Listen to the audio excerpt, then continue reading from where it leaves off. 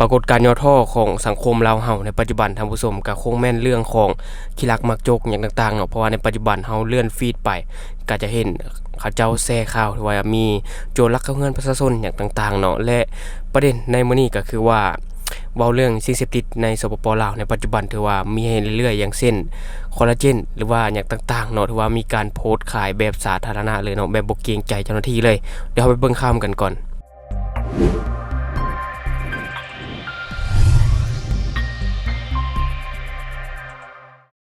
สบายดีท่านผู้ชมกลับมาพบกับช่องทอล์กนิวแล้วข้อที่เราอยากจะนำเสนอในมื้อนี้ก็เกี่ยวข้องกับปรากฏการณ์ย่อท่อของสังคมลาวเฮาในปัจจุบันเนาะและเราจะมาโอลมกันใน3หัวข้อท่านผู้ชม1เลยก็คือว่าเป็นหยังในปัจจุบันคือว่ามีโจรลักเข้าเรือนประชาชนตลอดเนาะหรือว่าหลายๆเพจเขาเจ้าได้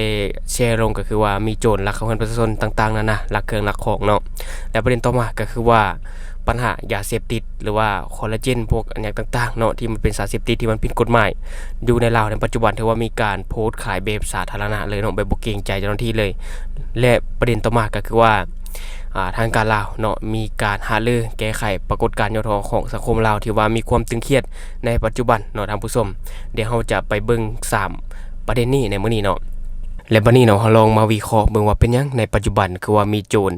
หลายขึ้นเพิ่มขึ้นทุกมื้อในสังคมลาวในปัจจุบันเนาะเพราะว่าในช่วงที่ผ่านมาเห็นประชาชนลาวเฮาโพสต์คลิปตลอดเลยเกี่ยวกับ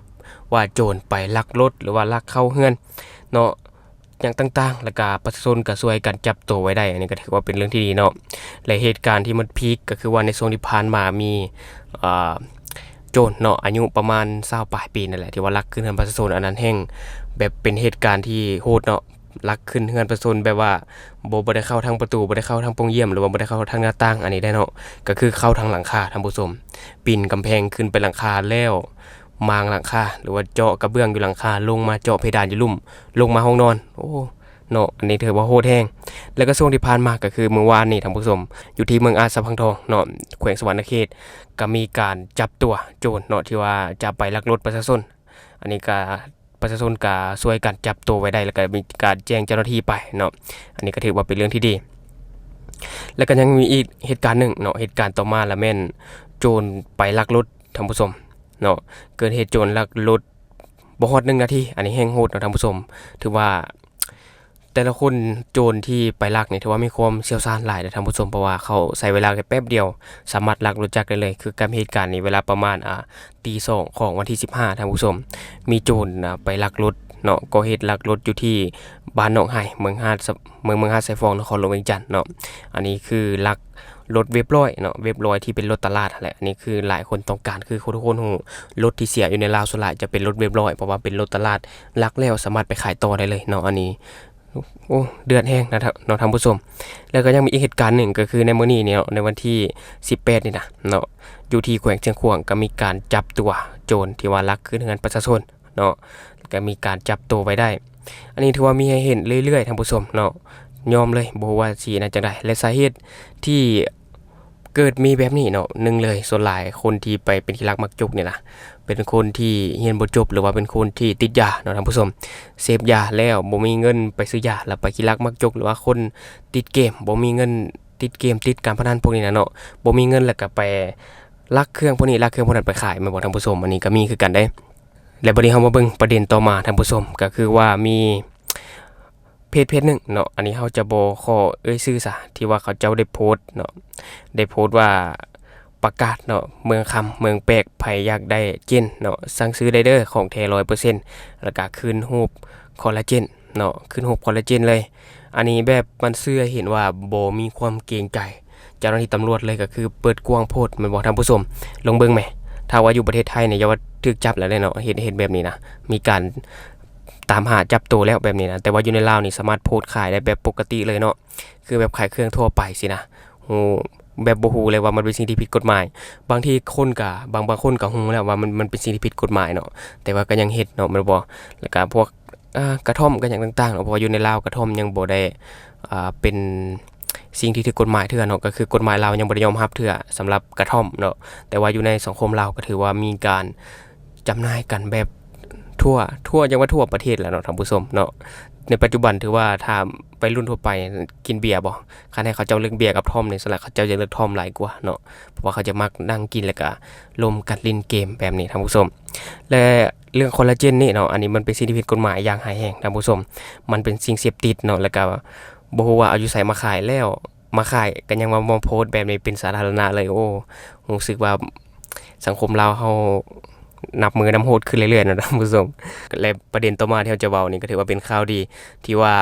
ทางการของลาวเนาะได้มีการปรึกษาหารือแก้ไขปรากฏการณ์ย่อท้อของสังคมลาวในสถานการณ์ที่ตึงเครียดหรือว่าสถานการณ์ที่เคร่งร้อนแบบนี้เนาะถือว่ามีการเร่งหรือว่าปรึกษาหารือกันเกี่ยวกับการแก้ไขปรากฏการณ์ย่อท้อของสังคมลาวเฮา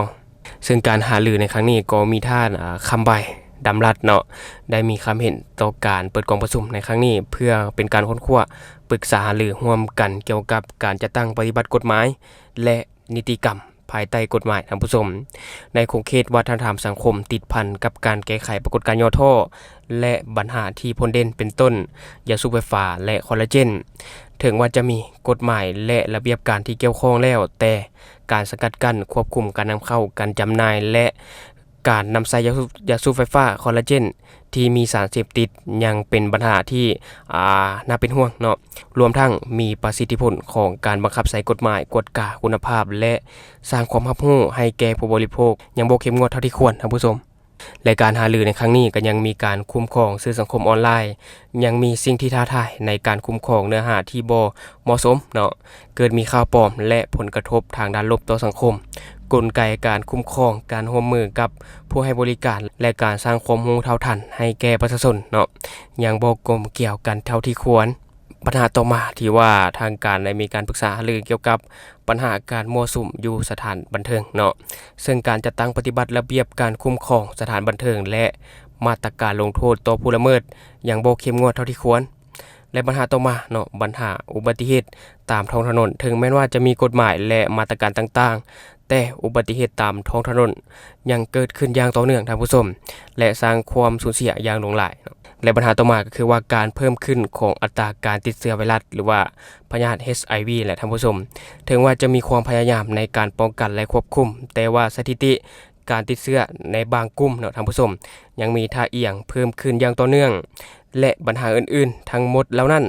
ได้ส่งผลกระทบต่อสุขภาพของประชาชนและความบ่สงบความบ่เป็นระเบียบเรียบร้อยของสังคมก็ให้เกิดการสูญเสียชีวิต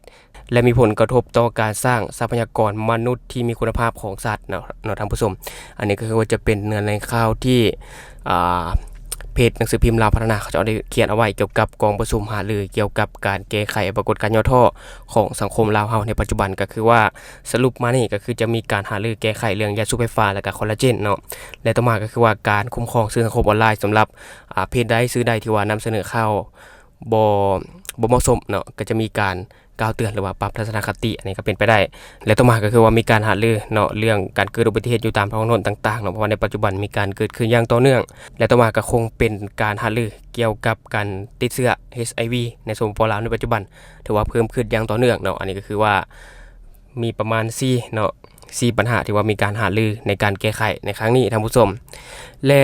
อันนี้ก็ถือว่าซุ่มเซยหากว่ามีการแก้ไขอย่างจริงจังเนาะเพราะว่ามันก็จะมีผลดีต่อกับประชาชนลาวเฮานี่แหละท่านผู้ชมจังได๋ก็ซุ่มเซยและทั้งหมดก็คือข้อมูลเล็กๆน้อยๆที่เฮาเก็บมาฝากท่านผู้ชมในมื้อนี้สำหรับท่านผู้ชมคนใดเบิ่งคลิปของเฮามาฮอดปัจจุบันแล้วยังบ่ได้กดติดตามช่องก็อย่าลืมไปกดติดตามช่องไปกดกระดิ่งแจ้งเตือนเพื่อ